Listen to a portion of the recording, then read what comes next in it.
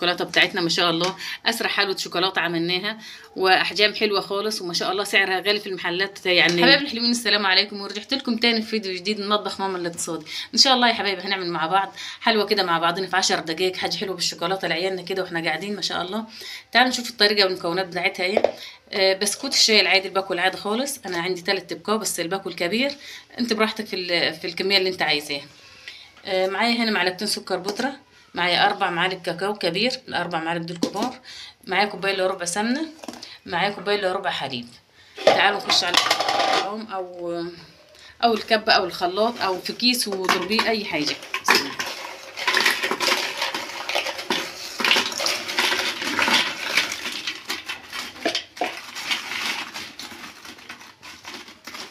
هضرب البسكوت في الكبه كده لغايه ما ينعم معايا خالص يبقى زي الدقيق، ونرجع مع بعض نشوف باقي الطريقه. بصوا يا حبايبي البسكوت بتاعنا نعمل ازاي ما شاء الله، طحن خالص. هنزل بالسكر، بسم الله، الكاكاو،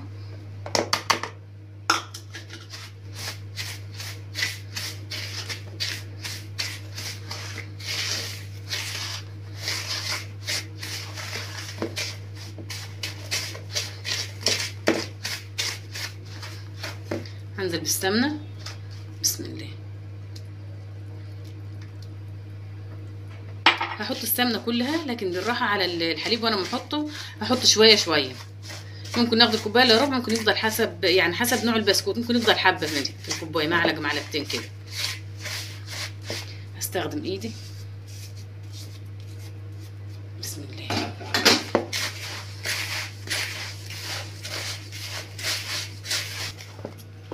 هضيف اللبن، بسم الله، حبه كمان، بسم الله.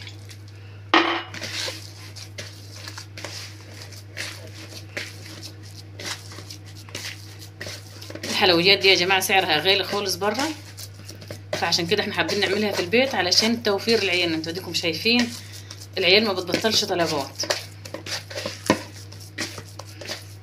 كده. تمام، عجينه العجينه بتاعتي تمام اهي. هجيب كيس بلاستيك او ورقه زبده او اي حاجه وهلفها فيها رول، بسم الله. هغسل ايدي بس كده وبعدين هجيب الكيس. تعالوا نحطها في ورقه الزبده حبايبي هنا، بسم الله الرحمن الرحيم. هعملها رول.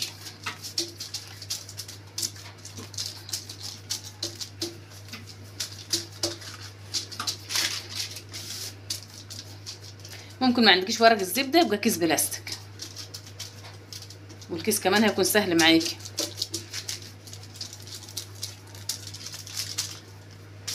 بسم الله.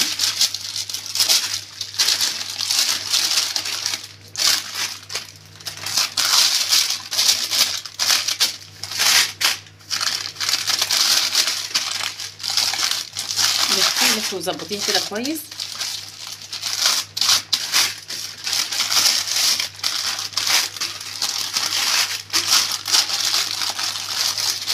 قفلي.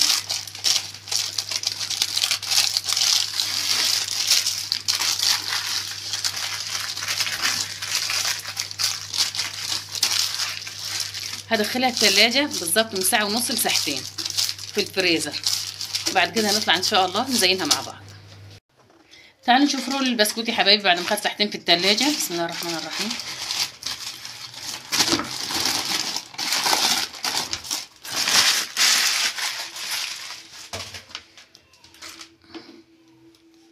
بسم الله الرحمن الرحيم.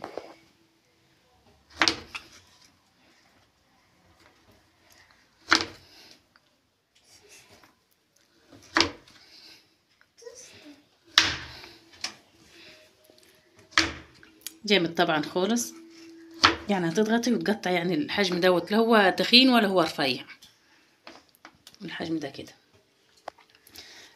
انا عملت حمام بخار للشوكولاته بتاعتي، وعندي هنا شوكولاته فرماسيه بس اللي هو البني، ما فيش الفرماسيه ما فيش مشاكل.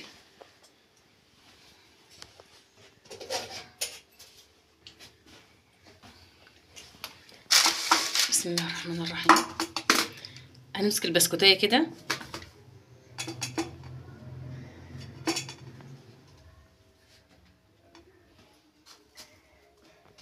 بالشكل ده كده، هنعمل نصها بس بالشوكولاته، مش هنعملها كلها. بسم الله. نص البسكوته بس.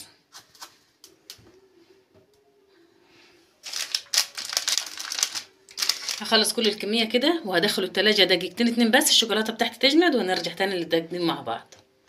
ده الشكل النهائي حبايبي للشوكولاته بتاعتنا. ما شاء الله اسرع حلوه شوكولاته عملناها، واحجام حلوه خالص، وما شاء الله سعرها غالي في المحلات، يعني يمكن القطعه ب10 جنيه او اغلى كمان. مفيش حاجه دلوقتي ب10 جنيه، بس يلا كده.